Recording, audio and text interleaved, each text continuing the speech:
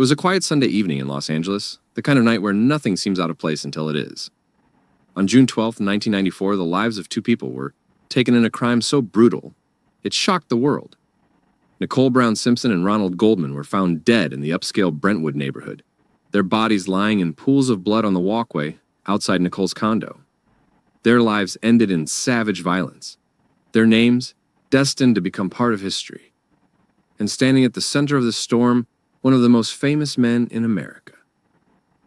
Orenthal James Simpson, O.J. Simpson, NFL superstar, Hollywood actor, household name.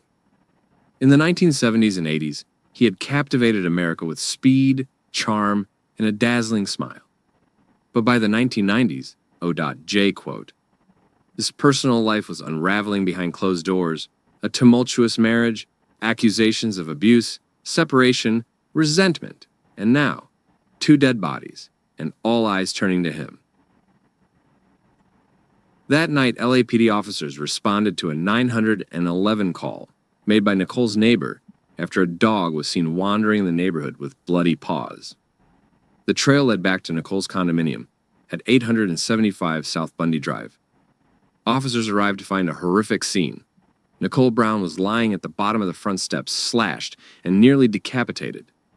Just feet away, Ronald Goldman's body was sprawled, stabbed multiple times. His hands were cut defensive wounds. He had tried to fight back. There was blood everywhere. On the walkway, on the fence, on the victims. And the police soon found more. A trail of blood drops leading away from the bodies. DNA wasn't new to forensics in 1994, but it wasn't common. Few understood just how much that blood would matter later. Meanwhile, O.J. Simpson had boarded a plane to Chicago that very night. When police reached him the next morning to inform him that his ex-wife had been killed, he reportedly sounded shocked, confused. But when they told him Ron Goldman was also dead, his first question wasn't, "Who?" It was, "Who killed them?" That early reaction, along with the fact that O.J. had a long, documented history of domestic violence against Nicole, made him the immediate suspect. When he returned to Los Angeles, the police asked O.J. to come in for questioning. He agreed. He was cooperative. But things didn't sit right with the investigators. They were disturbed by what they found at his Rockingham estate. A single glove behind the guest house, a glove that looked identical to one found at the crime scene. Then came the blood. Blood in O.J. quote. S. White Ford Bronco. Blood on his driveway. Blood on the inside of his home. It wasn't visible to the naked eye, but luminol tests showed streaks, drips, signs of cleanup. And when they tested it, it wasn't just blood, it was a match. The blood belonged to Nicole, to Ron, and to O.J. himself. Still, no arrest was made, not yet. Instead, the LAPD built their case quietly. But Simpson had already hired a legal team. And the media, well, they weren't quiet. Word leaked that O.J. was the prime suspect. Camera crews camped outside his home. Reporters stalked his neighborhood. And then on June 17th, just 5 days after the murders, the case took an unexpected turn. O.J. was supposed to turn himself in that morning, but he didn't show up. Instead, police found a letter, a rambling, ominous note, written in what many believed was a suicide tone. Panic set in. Was he going to kill himself? Was he running? And then the white Ford Bronco was spotted. Inside, O.J. Simpson. In the driver's seat, his friend Al Cowlings. What followed was perhaps the most surreal live television moment of the decade, a slow-speed police chase down the 405 freeway, watched by over 95 million people. Crowds lined the overpasses, waving, cheering, crying, as O.J., with a gun to his head, made his way toward what he said would be his mother's house. After hours of negotiation, the chase ended. O.J. surrendered. The weapon? A loaded .357 Magnum. In his car, thousands of dollars in cash. A disguise, his passport. It looked like a man ready to flee. He was booked on 2 counts of first-degree murder. Now the stage was set for the trial of the century. The prosecution had what appeared to be a mountain of evidence. DNA that matched O.J. quote. His blood at the scene. A trail of bloody footprints. The gloves won at the crime scene, the other at his house, matching each other in brand, size, and blood. Hair fibers. A cut on Simpson's left hand, seen days after the murders. The prosecution believed the case was airtight. But then came O.J.'s defense team, led by Robert Shapiro and later by Johnny Cochran, O.J.'s team would become known as the Dream Team.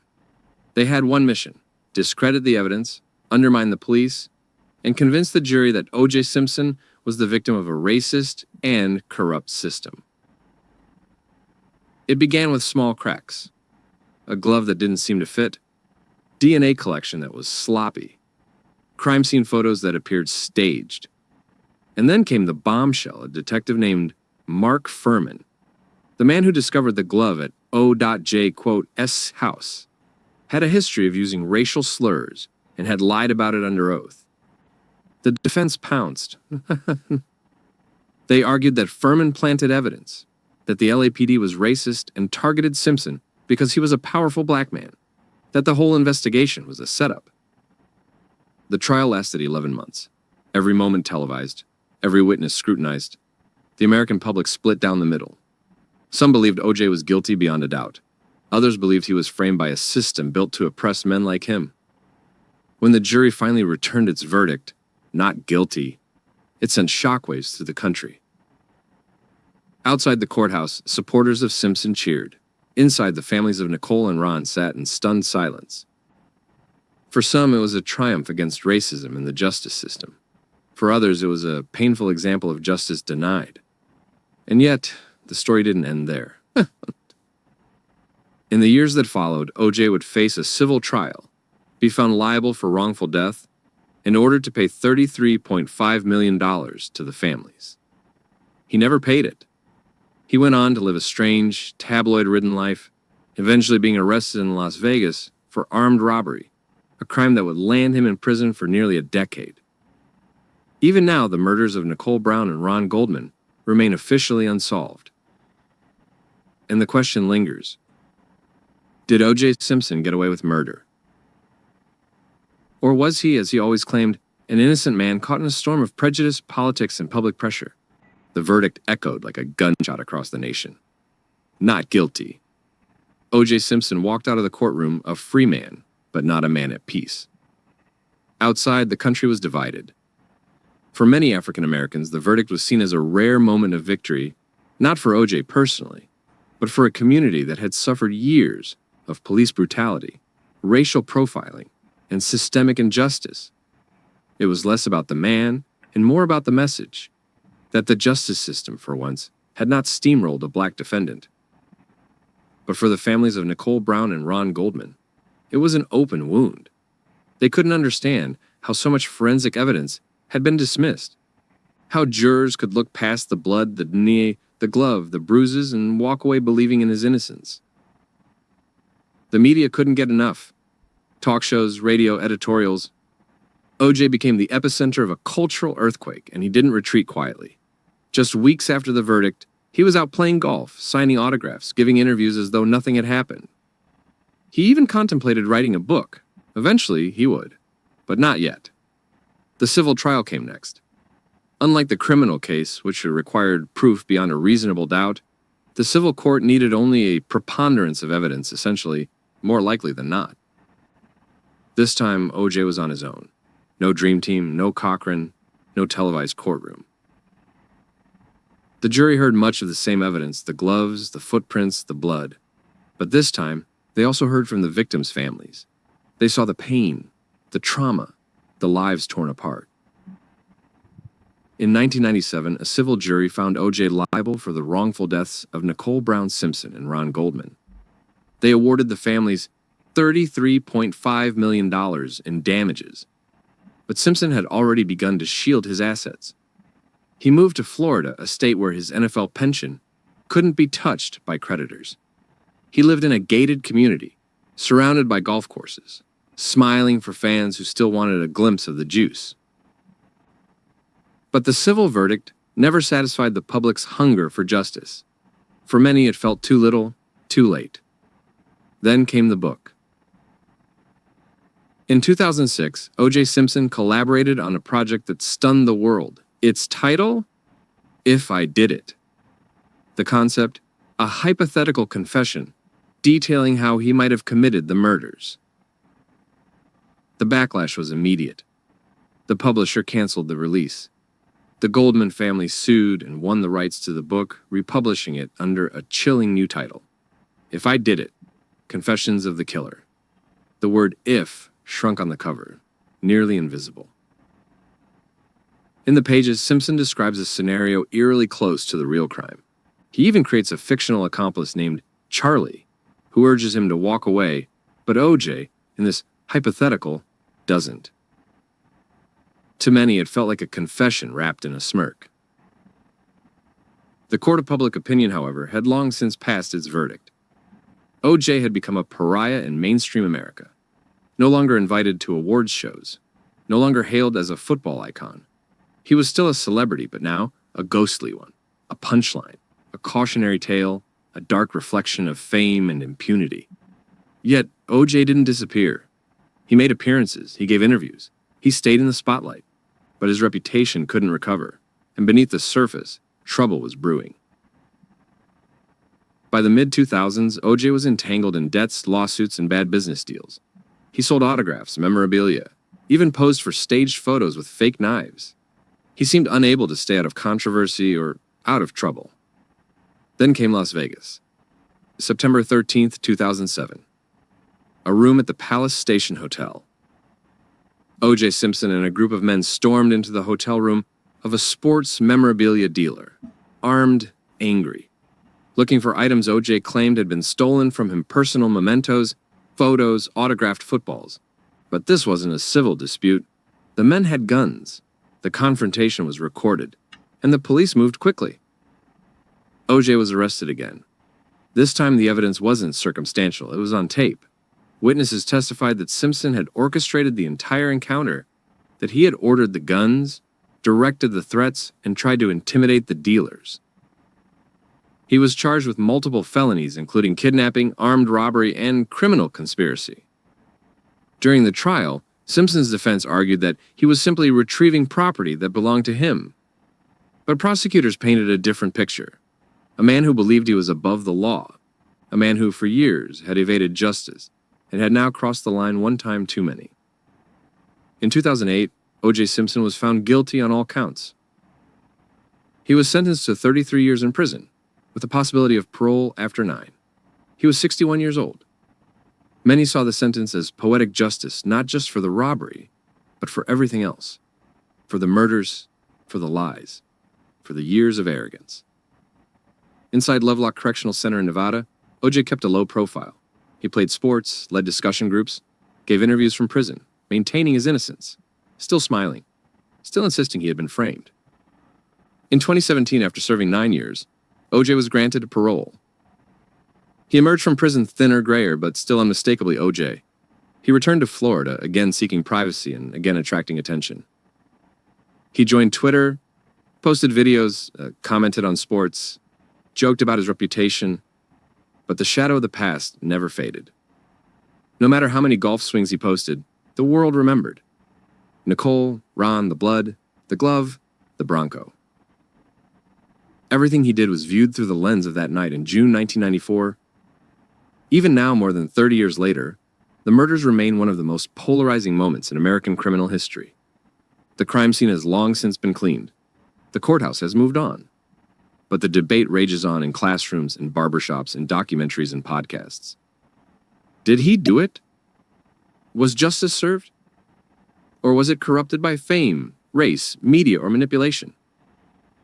O.J. Simpson, once adored by millions, remains a symbol of America's deepest contradictions, where truth and power, guilt and race, law and celebrity collide in ways we still struggle to understand. And the legacy of Nicole and Ron? 2 lives stolen in their prime, 2 families left broken, 2 victims who never got to speak for themselves. That silence is the loudest thing in this story. There are moments in history that are too big for one courtroom, too complex for a single verdict. The O.J. Simpson trial wasn't just a murder case. It was a mirror held up to America. In 1994, the United States was already on edge. Just 2 years earlier, the nation had watched in horror as Los Angeles erupted in riots after the acquittal of 4 white LAPD officers who had brutally beaten Rodney King, a black man, on the side of the road, all caught on tape. The footage had been undeniable. The verdict had been unforgivable. And the message for many had been clear. Justice was not blind. It was selective. It was racial. So, when O.J. Simpson, a rich, successful black man, was charged with murdering his white ex-wife and her white friend, the case ignited every tension already simmering beneath the surface. From day one, the media turned it into a spectacle. Every move, every motion, every misstep became content. CNN, Court TV, and every major network scrambled for access. Millions of Americans began each day with coffee and court updates. It was the birth of reality courtroom television, and O.J. Simpson was the unwilling star. The camera never blinked. We watched the opening statements, the forensic experts, the emotional testimonies. The infamous glove moment when prosecutor Christopher Darden asked O.J. to try on the leather glove recovered at the crime scene. O.J. tugged, pulled, struggled. The glove didn't seem to fit. And the line from defense attorney Johnny Cochran would become legend. If it doesn't fit, you must acquit. But beneath the theatrics was a larger question. How much did race shape justice in America? In predominantly black communities, many believed O.J. had been targeted not because he was guilty, but because he was black. Because the LAPD, led by people like Detective Mark Fuhrman, couldn't be trusted. Fuhrman, once considered the prosecution's star witness, became its fatal flaw. A tape emerged where he had used racial slurs repeatedly and spoke openly of fabricating evidence and brutalizing suspects. It was damning, and the defense seized the opportunity. They didn't just put the system on trial, they indicted it. Meanwhile, in white communities, people watched the same trial and saw something entirely different. They saw DNA evidence, they saw motive, opportunity, history, domestic abuse, a pattern of violence. And in their eyes, the case was simple. O.J. Simpson had murdered Nicole and Ron in cold blood. When the verdict came down, when those 2 words, "not guilty," echoed through the court, the reaction across America wasn't just different. It was divided. In predominantly black neighborhoods, there was applause, cheering, celebration. In white neighborhoods, there was outrage, disbelief, even mourning. It wasn't just a legal outcome. It was a national litmus test. And it showed just how far apart people were and how they viewed the law, the police, and the value of justice. And sociologists studied it. News anchors dissected it. Colleges added it to their curriculum. And for years, that divide lingered. But the O.J. trial didn't just expose racial rifts, it also changed the way Americans consumed media. Court TV went from niche cable to national staple. People became obsessed with legal drama, not the fictional kind, but the real thing. Lawyers like Marcia Clark and Johnny Cochran became household names. Reporters followed jurors. Tabloids offered money for leaks. And suddenly the boundary between journalism and entertainment began to blur. The O.J. trial was the first reality trial, but it wouldn't be the last. From Scott Peterson to Casey Anthony, from Jodi Arias to the Murdaws, the appetite had been awakened. And then there was the rise of true crime. Podcasts, documentaries, Netflix specials, retellings, reenactments, obsessions. People wanted to understand not just who did what, but why. They wanted motive, psychology, backstory, a moral narrative. And the O.J. case, more than any other, had all the ingredients. But with the spotlight came questions about ethics, about privacy, about victims whose names were overshadowed by the celebrity of the accused. Nicole Brown Simpson and Ronald Goldman. Their deaths were brutal, intimate, senseless. But in the flood of headlines and interviews, their humanity was sometimes lost. They became supporting characters in someone else's story. Nicole had tried to speak out before her death. She had called 911. She had begged for protection. She had documented the abuse. And still, nothing. Ron was just returning a pair of glasses, a friend trying to help, in the wrong place at the wrong time. Their families never stopped fighting. Fred Goldman, Ron's father, became a relentless advocate for victims' rights. He gave interviews, testified before Congress, pursued civil damages, and never let the public forget his son's name. Hetzi. The legal world, too, was changed. After the O.J. trial, cultural.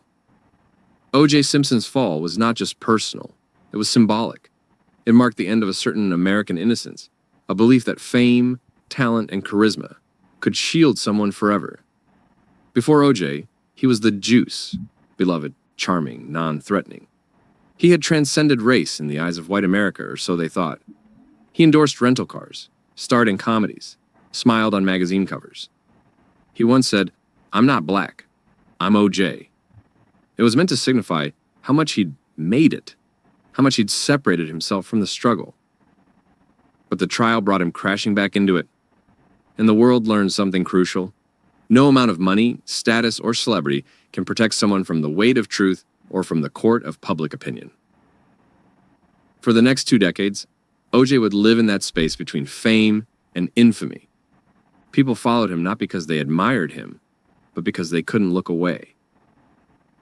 And that's the strange legacy of the case. It revealed how power works, how justice bends, how race divides, and how stories real, tragic, complex become myth when the cameras turn on. But at the heart of it all, there were always 2 people, Nicole, Ron. Their lives mattered. Their deaths mattered. And no verdict, no book, no televised trial can ever erase that. The murders of Nicole Brown Simpson and Ronald Goldman didn't just shatter 2 families. They reshaped how crimes were investigated in the United States. In 1994, DNA evidence was still a novelty in most courtrooms. It wasn't fully trusted nor widely understood. Most jurors weren't familiar with terms like alleles, polymerase chain reaction, or probability match. It sounded more like science fiction than solid proof. But the O.J. Simpson trial changed that. Throughout the trial, DNA experts explained how Simpson's blood was found at the scene, and how the victim's blood was found in his Bronco on his driveway, and even on a sock in his bedroom. Statistically, the odds of those DNA matches being wrong were astronomical, 1 in several billion. Still, the defense seized on any weaknesses. They argued the LAPD had contaminated the evidence, mishandled samples, cross-contaminated tubes, even planted blood to frame their client. And thanks to public distrust of the LAPD, especially after the Rodney King case, many jurors were willing to believe it. But behind the scenes, police departments across the country were watching closely. They saw how badly mishandled evidence, even with solid science, could lose a case. They realized that technology alone couldn't convict someone. Procedure mattered, chain of custody mattered, transparency mattered. Over the next few years, reforms swept through law enforcement agencies. Crime scene investigators were given stricter protocols. DNA labs were standardized, with cross-checking and oversight. Officers were trained not just in collection, but preservation and documentation. In a strange way, the case that failed to deliver a conviction became a roadmap for how to avoid the same fate in the future. But the changes weren't just technical, they were cultural. The O.J. trial made forensic science famous. TV shows like CSI, Crime Scene Investigation, launched in its wake. Suddenly, DNA wasn't just for scientists, it was part of pop culture. Jurors started expecting it. Victims' families demanded it. Defense attorneys learned how to attack it. It became known as the CSI effect. Prosecutors had to explain why DNA wasn't always available, why fingerprints could be smudged, why perfect evidence wasn't guaranteed in messy, real-world crime scenes. And that wasn't the only legacy O.J. left behind. The public appetite for true crime exploded. What started with the trial turned into an industry. Books, docuseries, podcasts, streaming specials. People wanted to re-examine every detail. The glove, the alibi, the limo driver, the timeline. They looked for hidden clues, alternate theories, overlooked suspects. Some were genuine seekers of truth. Others were thrill seekers, feeding off the drama. But why? Why are we as a culture so fascinated by crimes like this? Some psychologists say it's a form of control. By studying the worst-case scenario, we feel safer, more prepared. Others believe it's about justice, a craving for closure, especially when the courts don't deliver it. And in the O.J. case, closure was always out of reach. For over 2 decades, questions lingered. Did he act alone? Was there an accomplice? Did the police botch the case out of incompetence or bias? Would a modern jury see it differently?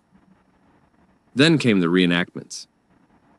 In 2016, FX released The People v. O.J. Simpson, American Crime Story, a dramatized series that revisited the trial, humanizing everyone involved from Marcia Clark to Christopher Darden to Johnny Cochran. It showed their pressures, their failures, their ambition. It didn't answer the big question, but it reminded viewers how deeply flawed the whole process had been. The show was a hit. It won 9 Emmys, and it reignited the debate. That same year, ESPN released O.J., Made in America, a nearly 8-hour documentary that looked at O.J. not just as a man, but as a symbol. It traced his rise from college football star to national icon, then his descent into infamy. But more than that, it unpacked how race, fame, police corruption, and media turned one criminal case into a cultural earthquake. And through it all, the question persisted. What does O.J. Simpson mean to America? Is he the man who got away with murder? A symbol of racial injustice, both real and perceived? A cautionary tale of celebrity gone wrong? Or all of the above? Even today, O.J. Simpson's name trends regularly on social media. People post clips of his interviews, photos from the trial, memes about the glove. It's no longer just about guilt or innocence. It's about narrative, about identity, about who we choose to believe and why. In schools, the case is studied not as just a legal matter, but as a cultural one. Law students examine the cross-examinations. Journalism students study the media frenzy. Sociology majors unpack the racial divide. Psychology courses explore the obsession, and criminologists dissect the evidence. The O.J. Simpson case, once a singular, sensational event, has become a permanent chapter in the story of American justice. And O.J. himself? He still walks free, still claims innocence, still gives interviews, though more cautiously now. In 2021, he told a reporter he avoids Los Angeles, saying, "I have trouble with LA. People may think I'm the one who did it." He smiled when he said it. But the truth is, no one has forgotten. Not the families, not the jurors, not the millions who watched it unfold on live TV. The images are etched into collective memory: the Bronco, the gloves, the verdict, the tears, the questions. And through it all, one haunting reality remains. There was a crime. 2 people were butchered in the dark, and despite all the coverage, all the science, all the outrage, no one was ever criminally convicted. That absence of justice, or the perception of it, continues to echo today. Because in the end, this isn't just about one man. It's about all of us. What we believe, what we value, what we fear, and what we choose to remember. That absence of justice, or the perception of it, continues to echo today. Because in the end, this isn't just about one man. It's about all of us. What we believe, what we value, what we fear, and what we choose to remember.